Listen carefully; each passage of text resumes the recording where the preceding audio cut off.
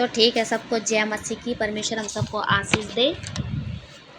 हम वचन पढ़ेंगे कुलुस्सियों 3:18। नए जीवन के पारिवारिक नियम। ऐसे परमेश्वर का धन्यवाद करते हैं कि पिता का आत्मा हमें ऊपर पड़ेगा और हमें बहुत अच्छे से समझा भी चुके हैं, और हम हर एक वचनों को अपने जीवन में उतारें और ऐसे मसीह में आगे बढ़ते जाएं, और आगे बढ़ाने वाली यह परमेश्वर हमारे अंग संग में है। इसके लिए प्रभु का धन्यवाद करते हैं। तो वचन पढ़ेंगे हम। हे पत्नियों, जैसा प्रभु में उचित है वैसा ही अपने अपने पति के अधीन रहो।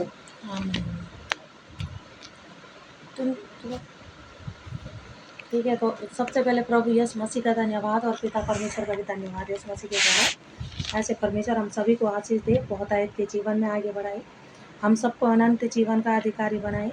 और ऐसे प्रभु हमारी चाहत है कि हम शरीर के भाव से नहीं, आत्मिक रीति से चलना चाहते हैं, और आप चला चुके हैं यीशु मसीह के नाम से ना। तो परमेश्वर का बहुत धन्यवाद प्रभु जी, आपका रो हमने ऊपर इस वचन की गहराई के ऐसे भेदों को समझा चुका है यीशु के नाम से, इसके लिए धन्यवाद करते हैं। यहाँ पर परमेश्वर बता रहे हमें कि नए जीवन के पारिवारिक नियम कैसे होने चाहिए। वो नया जीवन कौन सा है? जब हम मसीह में आ गए हैं तो हमारा जीवन क्या है? नया है ना। तो इस मसीह में आने के बाद हमारा जीवन जो परमेश्वर को ऐसे अच्छा लगे, उस वाले जीवन के विषय में ऐसे बात कर रखी है परमेश्वर ने ना, कि हे पत्नियों, जैसा प्रभु में उचित है वैसे ही अपने अपने पति के क्या रहो? अधीन रहो ना। ऐसे प्रभु हमें समझा रहे हैं। यहाँ पर पत्नियों की बात हो रखी है कि वो अपने अपने पति के क्या रहे? अधीन रहे ना।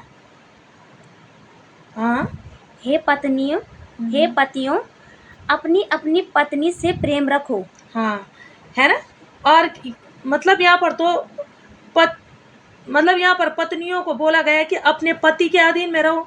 अब पतियों को भी यहाँ पर आज्ञा है जो परमेश्वर ने ऐसे दे रखी है ना, कि हे पतियों, अपने अपनी पत्नी से क्या रखो? प्रेम रखो ना।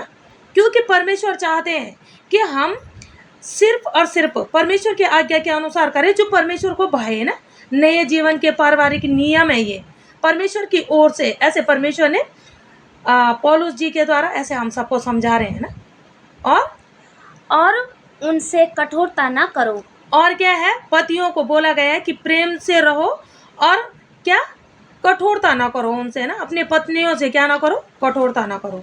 हे बालकों, सब बातों में अपने अपने माता पिता की आज्ञा का पालन करो। हाँ, अब यहाँ पर बच्चों के विषय में बात हो रखी है ना। जैसे कि बच्चे हैं तो बच्चों को ऐसे कहा गया है कि हे बालकों, सब बातों में अपने अपने माता पिता की आज्ञा का पालन करो। यहाँ पर परमेश्वर बच्चों के लिए मतलब पारिवारिक नियम है, तो पत्नी के लिए भी है, पति के लिए भी है, और बच्चों के लिए भी है ना। और क्योंकि प्रभु इससे प्रसन्न होता है। हाँ, क्योंकि इससे मनुष्य नहीं परंतु कौन प्रसन्न हो रहा है?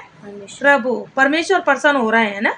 और हे बच्चे वालों, अपने बालकों को तंग ना करो। हाँ, यहाँ पर ऐसे बच्चे वालों मतलब माँ बापों को भी बोला गया है ना, कि हे बच्चे वालों, अपने बालकों को तंग ना करो, ना हो कि उनका साहस टूट जाए। हाँ, ना हो कि उनका साहस टूट जाए ना। ऐसे माँ बाप जैसे बच्चों को बहुत ज्यादा ऐसे तंग करते हैं, तो ऐसे परमेश्वर बोल रहे हैं कि ना हो कि उनका साहस टूट जाए ना। हमें उनका साहस तोड़ना नहीं है परंतु बढ़ाना है ना।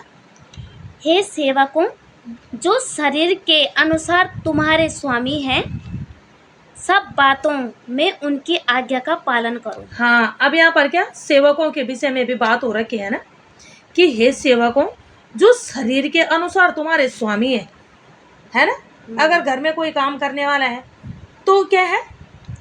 उनका स्वामी कौन है? जो ऐसे उनसे ऐसे अपने घर में ऐसे उनको नौकरी पे रखा हुआ है ना, तो वो उनके स्वामी है। शरीर के अनुसार की बात हो रखी है ना, कि हे सेवकों, जो शरीर के अनुसार तुम्हारे स्वामी है, सब बातों में उनकी आज्ञा का पालन करो। परमेश्वर ये चाहते हैं कि तुम भी उनकी आज्ञा का क्या करो? पालन करो। मनुष्यों को प्रसन्न करने वालों के समान दिखाने के लिए नहीं। हाँ, क्या है?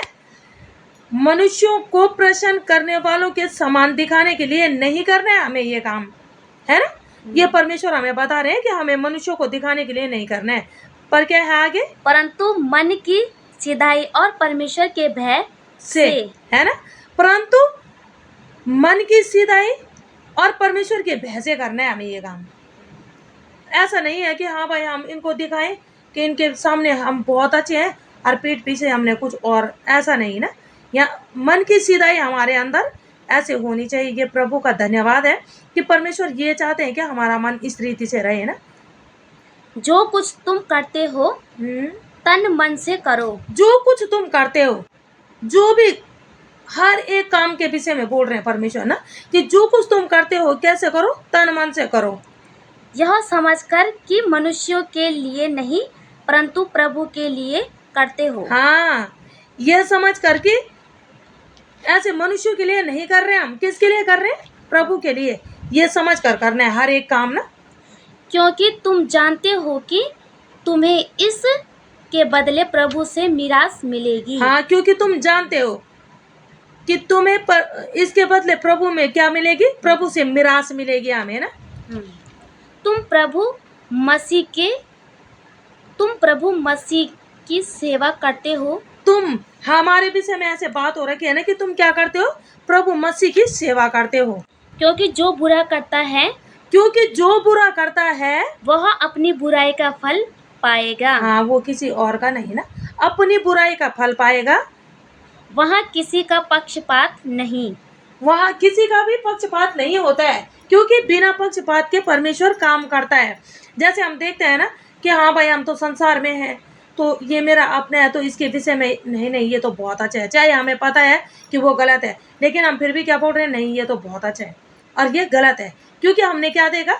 संसार में पक्षपात कर रही है। लेकिन प्रभु हमारे क्या है? पूरा संसार उसका बनाया हुआ है और मनुष्य को उसने अपने स्वरूप पर अपनी समानता दी है ना। तो ऐसा तो नहीं कि एक मनुष्य को कराया परमेश्वर ने, ऐसे बनाया होगा ना।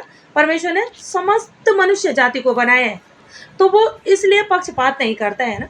जैसे कि हम अपने हमारे घर में अगर हमारा बच्चे हैं तो हम अपने बच्चों के साथ ऐसे पक्षपात नहीं करते हैं। ऐसे ही हमारे जीवित परमेश्वर पिता भी हैं, जो हम सभी बच्चों को एक समान, अपनी नज़र से एक समान देखते हैं ना। तो क्या करते हैं वो? ऐसे पक्षपात नहीं, परंतु बिना पक्षपात के काम को करते हैं। भाई तूने गलत किया है तो तू गलत है, चाहे वो अपना ही क्यों नहीं है ना।